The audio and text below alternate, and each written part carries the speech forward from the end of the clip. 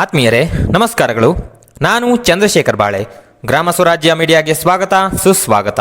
ನೀವು ಗ್ರಾಮ ಸ್ವರಾಜ್ಯ ಮೀಡಿಯಾಗೆ ಹೊಸಬರಾಗಿದ್ದಲ್ಲಿ ಕೆಳಗೆ ಕಾಣೋ ಸಬ್ಸ್ಕ್ರೈಬ್ ಬಟನ್ ಅನ್ನು ಒತ್ತಿ ಹಾಗೂ ಪಕ್ಕದಲ್ಲಿರೋ ಬೆಲ್ ಐಕಾನ್ ಅನ್ನು ಕ್ಲಿಕ್ ಮಾಡಿ. ಇದರಿಂದ ನಾವು ಮುಂದೆ ಅಪ್ಲೋಡ್ ಮಾಡುವ ವಿಡಿಯೋಗಳು ನಿಮಗೆ ನೋಟಿಫಿಕೇಶನ್ ಮುಖಾಂತರ ಬರುತ್ತದೆ. ಗೆಳೆಯರೆ, ಅಡಿಕೆ ಸಿಪ್ಪೆಯಿಂದ ಉತ್ಕೃಷ್ಟ ಸಾವಯವ ಕಾಂಪೋಸ್ಟ್ ಗೊಬ್ಬರ ತಯಾರಿಕೆ. ಅಡಿಕೆ ಕೊಯ್ಲು ಸಿಪ್ಪೆ ಸುಲಿದ ನಂತರ ಉಳಿಯುವ ತ್ಯಾಜ್ಯ ಎಂದರೆ ಅಡಿಕೆ ಸಿಪ್ಪೆಯನ್ನು ರೈತರು ನಿರ್ಲಕ್ಷಿಸುತ್ತಾರೆ. ಎಲ್ಲೆಂದರಲ್ಲಿ ರಾಶಿ ಹಾಕುತ್ತಾರೆ, ರಸ್ತೆ ಬದಿ ಸುರಿಯುತ್ತಾರೆ. ಆದ್ದರಿಂದ ಉತ್ಕೃಷ್ಟವಾದ ಸಾವಯವ ಗೊಬ್ಬರ ತಯಾರಿಕೆ ಸಾಧ್ಯ ಮತ್ತು ಅದರಲ್ಲಿ ಹೆಚ್ಚಿನ ಪ್ರಮಾಣದ ಪೊಟ್ಯಾಷ್ ಅಂಶವಿರುವ ಕಾರಣ ಇದು ಕೃಷಿಗೆ ಅತ್ಯುತ್ತಮ ಗೊಬ್ಬರವಾಗಿ ಒದಗಬಲ್ಲದು ಎಂಬುದನ್ನು ಮೂಡಿಗೆರೆಯ ಕೃಷಿ ವಿಶ್ವವಿದ್ಯಾಲಯದ ತಜ್ಞರಾದ ಡಾಕ್ಟರ್ ಉಲ್ಲಾಸ್ ಮಾಡಿ ತೋರಿದ್ದಾರೆ. ಅದನ್ನು ನೋಡೋಣ ಬನ್ನಿ. ಯಾರಿಗೂ ಬೇಡವಾದ ಕೃಷಿ ತ್ಯಾಜ್ಯಗಳನ್ನು ಬಹುತೇಕ ರೈತರು ನಿರ್ಲಕ್ಷಿಸುತ್ತಾರೆ ಮತ್ತು ಅದರ ಸದುಪಯೋಗ ಪಡೆದುಕೊಳ್ಳುವಲ್ಲಿ ವಿಫಲರಾಗಿರುತ್ತಾರೆ. ಚಿಕ್ಕಮಗಳೂರು ಮತ್ತು ಮಲೆನಾಡು ಭಾಗದಲ್ಲಿ ಅಡಿಕೆ ತೋಟಗಳು ದೊಡ್ಡ ಪ್ರಮಾಣದಲ್ಲಿ ಇರುವುದರಿಂದ ಪ್ರತಿ ವರ್ಷ ಇಲ್ಲಿ ಅಡಿಕೆ ಕೊಯ್ಲು ಮತ್ತು ಸಂಸ್ಕರಣೆಯ ನಂತರದಲ್ಲಿ ಅಡಿಕೆ ಸಿಪ್ಪೆ ದೊಡ್ಡ ಮಟ್ಟದಲ್ಲಿ ಸಿಗುತ್ತದೆ. ಅಡಿಕೆ ಸಿಪ್ಪೆ ಗುಡ್ಡದಷ್ಟು ಎತ್ತರ ಅಲ್ಲಲ್ಲಿ ಬಿದ್ದಿರುವುದನ್ನು ನಾವು ನೋಡಿರುತ್ತೇವೆ.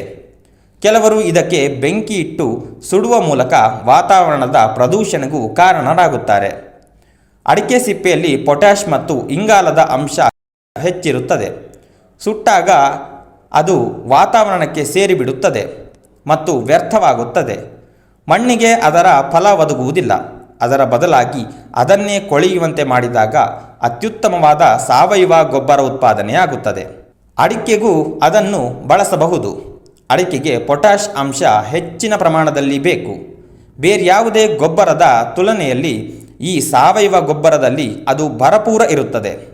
ಒಂದರ್ಥದಲ್ಲಿ ಕೆರೆಯ ನೀರನ್ನು ಕೆರೆಗೆ ಚೆಲ್ಲಿ ಎಂಬ ದಾಸರ ವಾಣಿಯಂತೆ ಅಡಿಕೆಯಿಂದ ಸಿಗುವ ತ್ಯಾಜ್ಯ ಅಡಿಕೆಗೆ ಗೊಬ್ಬರವಾಗಿ ಒದಗುವ ಮೂಲಕ ನಿರಂತರ ಉತ್ತಮ ಫಸಲಿಗೂ ಇದು ಕಾರಣವಾಗುತ್ತದೆ. ಅಡಿಕೆ ತ್ಯಾಜ್ಯ ಎಂದರೆ ಅಡಿಕೆ ಸಿಪ್ಪೆ, ಸೋಗೆ, ಅಡಿಕೆ ಹಾಳೆ ಸೇರಿದಂತೆ ಎಲ್ಲವನ್ನೂ ಈ ಗೊಬ್ಬರ ತಯಾರಿಕೆಯಲ್ಲಿ ಬಳಸಬಹುದು.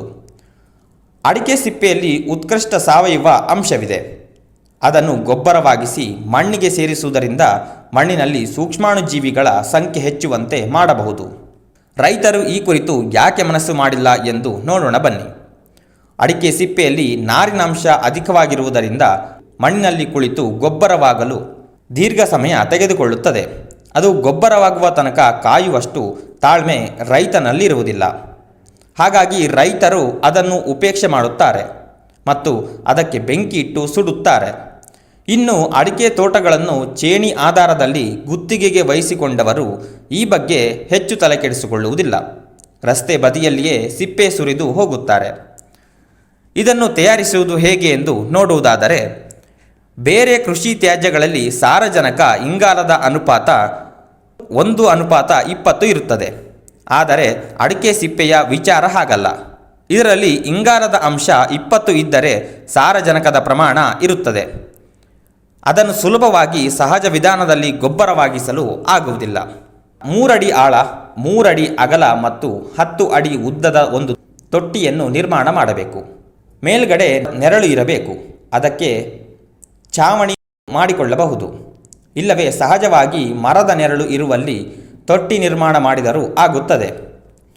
ಮೊದಲಿಗೆ ತೊಟ್ಟಿಯ ಅಡಿಭಾಗದಲ್ಲಿ ದರಗು ಮತ್ತು ಕೆಂಪು ಮಣ್ಣನ್ನು ಒಂದು ಲೇಯರ್ ಹದವಾಗಿ ಹರಡಬೇಕು.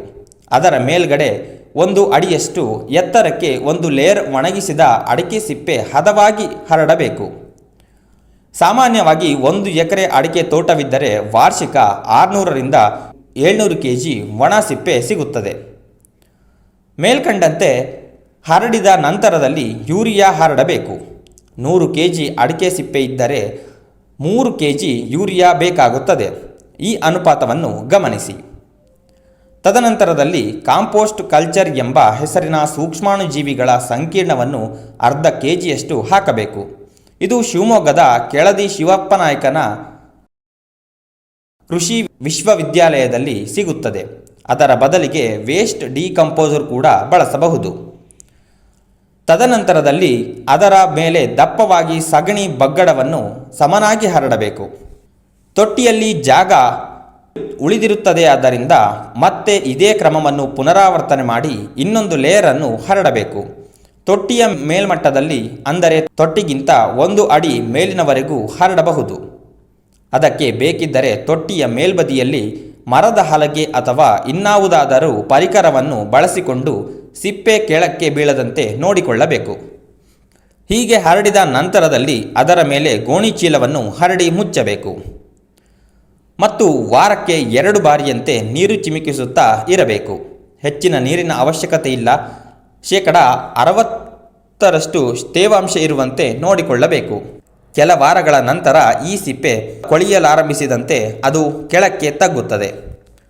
ಇಂಗಾಲ ಸಾರಜನಕ ಅನುಪಾತವನ್ನು ಬ್ಯಾಲೆನ್ಸ್ ಮಾಡುವುದಕ್ಕೆ ಈ ಪ್ರಕ್ರಿಯೆ ಮಾಡಬೇಕಾಗುತ್ತದೆ. 3 ತಿಂಗಳಾದ ನಂತರದಲ್ಲಿ ಗೋಣಿ ಚೀಲ ತೆಗೆದು ಅರೆಬೆರೆ ತಯಾರಾಗಿರುವ ಕಾಂಪೋಸ್ಟನ್ನು ಮೇಲೆ ಕೆಳಗೆ ಮಾಡಿ ಗಾಳಿಯಾಡುವಂತೆ ನೋಡಿಕೊಳ್ಳಬೇಕು. 3 ತಿಂಗಳ ನಂತರದಲ್ಲಿ 5 kgಯಷ್ಟು ಎರೆಹುಳಗಳನ್ನು ಇದಕ್ಕೆ ಬಿಡಿ. ಎರೆಹುಳ ಬಿಟ್ಟ ನಂತರ ಮೇಲೆ ಕೆಳಗೆ ಮಾಡುವುದು ಬೇಡ. ಆ ಕೆಲಸವನ್ನು ಎರೆಹುಳುಗಳೇ ಮಾಡುತ್ತವೆ ಮತ್ತು ಕಾಂಪೋಸ್ಟು ಸರಂಧ್ರಯುಕ್ತವಾಗಿರುವಂತೆ ನೋಡಿಕೊಳ್ಳುತ್ತವೆ. ಮುಂದಿನ 3 ತಿಂಗಳು ಎರೆಹುಳುಗಳದ್ದೇ ಕೆಲಸ. ಆದರೆ ವಾರಕ್ಕೆ 2 ಬಾರಿ ಕನಿಷ್ಠ ಪ್ರಮಾಣದಲ್ಲಿ ನೀರು ಚಿಮುಕಿಸುತ್ತಾ ಇರಬೇಕು. ತೊಟ್ಟಿಯ ಅಡಿಭಾಗ ಇಲ್ಲವೇ ಬದಿಗಳಲ್ಲಿ ಒಂದು ಚಿಕ್ಕ ರಂಧ್ರ ಇರಬೇಕು. ಹೆಚ್ಚುವರಿ ನೀರು ಬಸಿದು ಹೋಗುವುದಕ್ಕೆ ಇದು ಸಹಕಾರಿ, ಏಕೆಂದರೆ ತೊಟ್ಟಿಯಲ್ಲಿ ನೀರು ನಿಲ್ಲಬಾರದು. 6 ತಿಂಗಳು ಕಳೆದ ನಂತರ ಅತ್ಯುತ್ತಮವಾದ ಸಾವಯವ ಗೊಬ್ಬರ ನಿಮಗೆ ಸಿಗುತ್ತದೆ. ಅದರಲ್ಲಿ ಪೊಟ್ಯಾಷ್ ಅಂಶ ಹೇರಳವಾಗಿರುತ್ತದೆ. ಬೇರಾವುದೇ ಸಾವಯವ ಗೊಬ್ಬರಕ್ಕಿಂತ ಇದು ಅತ್ಯುಷ್ಟವಾಗಿರುತ್ತದೆ. ಅಡಿಕೆಯು ಸೇರಿದಂತೆ ಯಾವುದೇ ಕೃಷಿ ಬೆಳೆಗಳಿಗೆ ಇದನ್ನು ಬಳಸಬಹುದು ಮತ್ತು ಅತ್ಯುತ್ತಮ ಇಳುವರಿ ಫಲಿತಾಂಶವನ್ನು ಪಡೆಯಬಹುದಾಗಿದೆ. ನಮ್ಮ ರೈತರು ಕೃಷಿ ಪರಿಸರದಲ್ಲೇ ಸಿಗುವ ಇಂತಹ ತ್ಯಾಜ್ಯಗಳನ್ನು ಬಳಸಿಕೊಂಡು ಕಡಿಮೆ ಖರ್ಚಿನಲ್ಲಿ ಉತ್ಕೃಷ್ಟ ಗೊಬ್ಬರ ತಯಾರಿಕಾ ವಿಧಾನ ಅನುಸರಿಸಿಕೊಳ್ಳುವ ಮೂಲಕ ಖರ್ಚು ಕಡಿಮೆ ಮಾಡಿ ಉತ್ತಮ ಇಳುವರಿ ತೆಗೆಯುವುದು ಸಾಧ್ಯವಾಗುತ್ತದೆ. ಈ ವಿಧಾನದ ಕುರಿತು ಹೆಚ್ಚಿನ ಮಾಹಿತಿ, ಮಾರ್ಗದರ್ಶನ ಬೇಕಿದ್ದಲ್ಲಿ ಅಥವಾ ಕಾಂಪೋಸ್ಟ್ ಕಲ್ಚರ್ ಮತ್ತು ವೇಸ್ಟ್ ಡಿಕಂಪೋಸರ್ ಬೇಕಿದ್ದಲ್ಲಿ ಡಾಕ್ಟರ್ ಉಲ್ಲಾಸ್ ಅವರನ್ನು ಸಂಪರ್ಕಿಸಬಹುದು. ನಿಮಗೆ ಈ ವಿಡಿಯೋ ಇಷ್ಟ ಆಗಿದ್ದಲ್ಲಿ ಚಾನಲ್ಗೆ ಸಬ್ಸ್ಕ್ರೈಬ್ ಮಾಡಿ ಹಾಗೂ ಪಕ್ಕದಲ್ಲಿರೋ ಬೆಲ್ ಐಕಾನ್ ಅನ್ನು ಒತ್ತಿ. ಇದರಿಂದ ನಾವು ಮುಂದೆ ಅಪ್ಲೋಡ್ ಮಾಡುವಂತಹ ವಿಡಿಯೋಗಳು ನಿಮಗೆ ನೋಟಿಫಿಕೇಶನ್ ಮುಖಾಂತರ ಬಂದು ತಲುಪುತ್ತದೆ. ಧನ್ಯವಾದಗಳೊಂದಿಗೆ ಗ್ರಾಮ ಸ್ವರಾಜ್ ಮೀಡಿಯಾ.